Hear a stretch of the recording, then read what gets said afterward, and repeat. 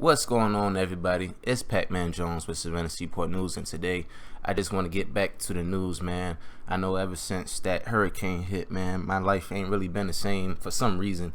I just really trying to get things back on track as far as the news, so let's just get to it.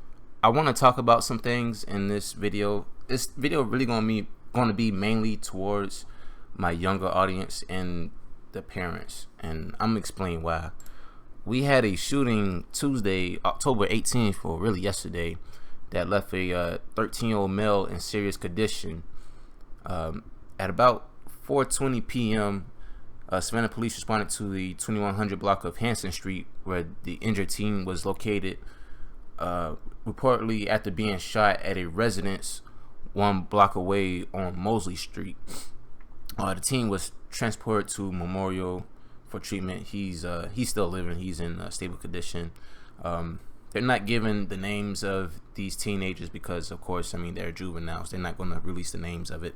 But police also found out that it was reported that the 13-year-olds, well, he had more than one person. It was believed that it was a 13-year-old and another male unlawfully entered a house on Mosley Street that was occupied by the owner. Now, the owner reportedly opened fire and injured one of the suspects. The other person fled, of course.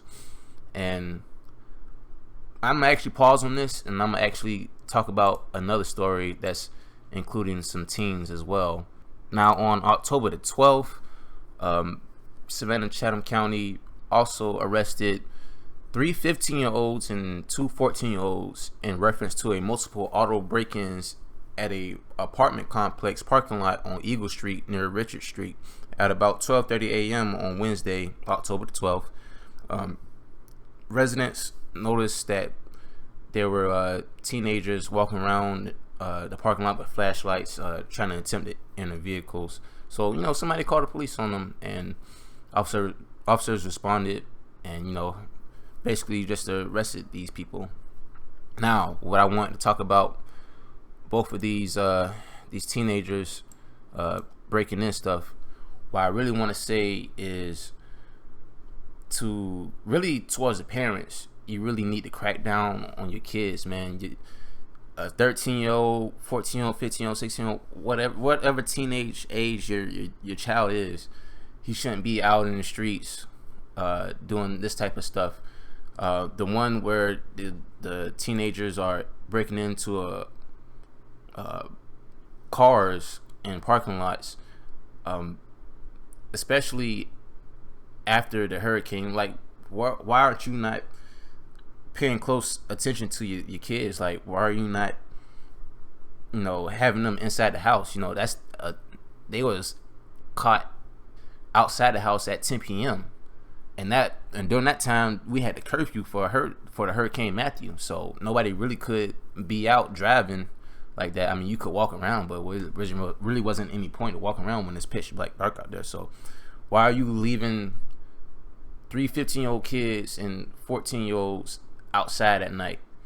And in the other story with the 13-year-old boy that got shot with the burglary attempt, I said this on my Facebook, and I'm gonna say it here. Stop messing with other people's shit. Don't break into other people's shit, man. I mean, that's a serious offense. I mean, I'm pretty sure he gonna learn a serious lesson about not fucking with other people's stuff. And I'm gonna tell you even another story. Where I live at, my apartment complex, I'm cool with my next door neighbor, so I walk out and I just seen him frustrated. I'm like, hey, what's going on? He's like, yeah, I seen some little young black dude breaking in my car. So he raced down there, and the guy fled. But he told me that he knew where the little boy lived, and supposedly he beat his ass, whatever or whatnot. But the point I'm trying to make is that why are these kids breaking into stuff, stealing stuff, committing crimes? You should. If I was the parent of these kids, I would be in their neck. I would be all in them, just correcting these kids. You don't want a teenager to be doing crimes like this, because when they get older and graduate, they're gonna be doing more vicious crimes besides stealing the car. and you don't want your kid to be on this path. And I did a video like this of a kid, I believe he got shot on the eastern side by Daphne Park. I did this video like a while back where he got shot, and the parents were just like, oh, well, I told him not to be involved. You got to do more than that. You got to be in your kid's life, telling them, hey, I don't like your friends. Stop messing with them, or if you don't, I'm gonna send your ass to boot camp. That's what they did. That's what my parents did to my brother. They sent his ass to boot camp. When that didn't work, they sent his ass the goddamn job. What was it? The job the job school, whatever the thing is called. But yeah, man. I mean, you just gotta really be in your kid's life. You know, you really gotta be a good parent and tell these kids, hey, you know, there's consequences in breaking in somebody's car, breaking in somebody's house. Cause you know, this is not the first story I done heard this month, this week, you know, this year. You know, these little kids, you know, you really got to give these little kids something else to do, or else, you know, they gonna just keep on. You're gonna keep on hearing stories about this. Little kids getting shot up, you know, and I can't feel sorry about a juvenile kid getting shot. You know, he stepped on somebody else's property. I can't feel sorry about another teenager getting arrested for trying to steal. No, you on somebody else's property, and what they decide to do to you on their property is what they want to do. That's their own will. If they want to shoot you, they can shoot you. If they want to kill you, they can kill you. You know what I'm saying? So don't break into other people's shit, man. Because like I said, you got to give your kids an opportunity. You got to really put value in your children, because if you don't teach them anything, they're going to keep on doing jackass stuff. They're going to keep on fucking with people on the street until they're going to end up fucking with people until they're going to get put on their back, you know. And that's what it is. You know, it sounds fucked up, but for real, you know, same rules go for me. I can't walk in somebody else's car, break in somebody else's car, walk in somebody else's house and think it's cool. I'm not going to have any consequences after it. No, you got to teach these kids what's up. And a lot of these parents, I ain't gonna lie to you, man, a lot of these parents ain't really doing a good job. And I see it everywhere, not just in my neighborhood. I see it in other places around Savannah. So I really do want these parents to step up. And for the teens, you know, definitely watch who you associate with, who you call friends, man, because a lot of your friends can actually set you on a path to failure. And as a teen, you don't want that, because you can get a record easily. So, and as a teen, you don't want that at all. So I just want people out there just to really tighten the fuck up, man. But since we on the news of break-ins, I want to report something else. Savannah Metro Police West Chatham Precinct was investigating a auto break-in Tuesday on October 11th at an apartment complex on the 1300 block of Bradley Boulevard. So I believe that's the Bradley Point area. That's on 17. West Chatham Police responded to a burglary at the complex. They believe the suspect name is Lindsay Fulin.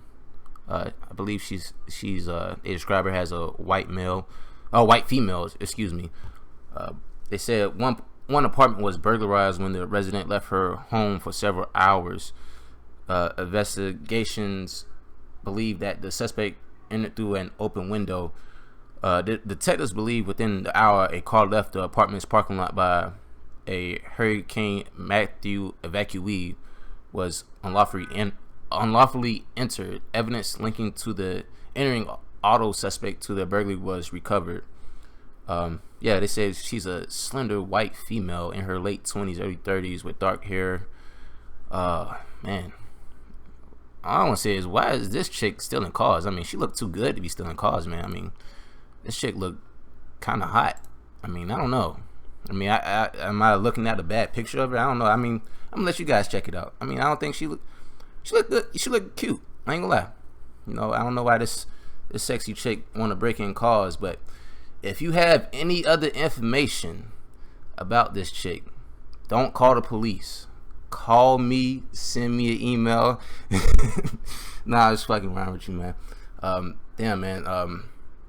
chicks shouldn't be committing crimes like this. Auto break-in. I don't know what the fuck is up with that.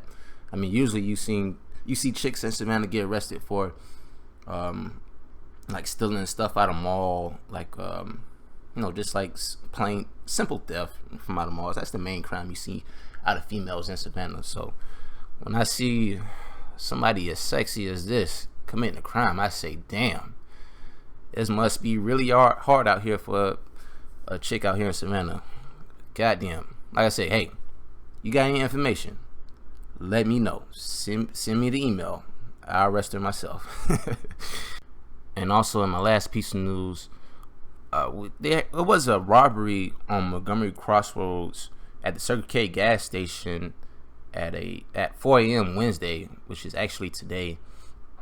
The suspect is unknown and robbed a business with a gun. No injuries was reported. And I just want to talk about this because I actually live right by this Circle K. I used to be in walking distance because I used to live in an apartment complex right across from there, and I used to get stuff from there all the time. So it's not weird seeing a robbery on the south side. Robberies happening on the south side, especially convenience stores. Convenience stores get held up all the time.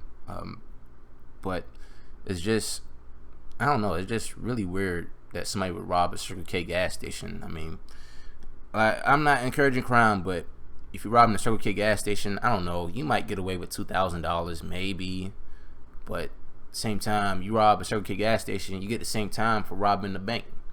So you could have robbed the bank and got away like that guy that robbed that bank off Bull Street with the wig hair. They never caught his ass, but I don't know, they might catch this guy.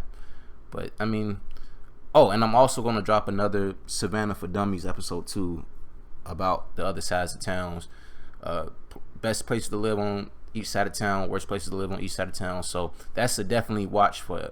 That's a must watch for everybody that lives in Savannah, even if you don't live in Savannah. If you want to come to Savannah just to visit one day, you should definitely check that video. I'm gonna post that video more than likely tomorrow. I just wanted to get some news out the way because a lot of people on my Facebook want me to respond to what the teenagers really just been doing in the city. And the main thing I can say is, man, you gotta really give these young kids something to do. You really gotta get them involved in activities. When I was in that age, 13 years old, I was in summer camp. I was damn working on a job. I really was. But I mean, I was doing so much stuff at that age, not committing crime, not at all. And another thing I want to talk about, my very last thing, I talked about this before I did the Hurricane Matthew video, about the 6-year-old boy. I believe this was the 44th homicide of the year. The 6-year-old boy by the name of Rico Hicks. Before the hurricane, it really wasn't any pictures I could get towards his name, but I actually got pictures. I'm gonna show you guys right here, and I actually wanted to shed this to light because I talked about this in my last video, but I didn't really have any pictures so anybody could look at. But just to give you guys a little bit more information about it, Rico Hicks was playing in his fenced-in backyard on West 50th Street around 3 p.m. on October the 5th when someone in another yard or close by fired a gun and shot him. He was only 6 years old, and the family and the community are devastated. Nobody's been arrested at this time, and the only thing I can say about this is what I'm reading from the article is making it seem like it might have been accidental gunfire by somebody that probably lived close by, or it could have just been a random bullet. And what I can say really more about it is people shoot guns in their backyard all the time, and what they don't know is bullets travel. If a bullet goes up, it got to come down. If you shoot a bullet from the left side, it's going to go to the right side. So wherever you shoot that bullet, even if you shoot it at a fence, if you shoot it wherever, that bullets travel, especially with a high caliber bullet. It didn't say what kind of caliber bullet he was shot from, but I mean, it's a 6-year-old boy. I mean, it don't take much for anybody to get shot and fall down. And I mean, I just to think about it, man, it's really fucked up, man. Rest in peace the Rico Hicks, man.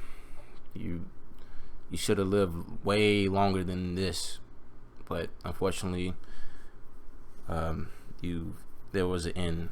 But yeah, it's sad, man. But that's all I really want to talk about today, guys. Just to put some more information out there. The hurricane just been fucking up a lot of stuff for me, man. Like, my life ain't been the same since the hurricane. Like, it didn't do any damage to me, but just things just been weird ever since after the hurricane. So I'm gonna get to a lot more news, man.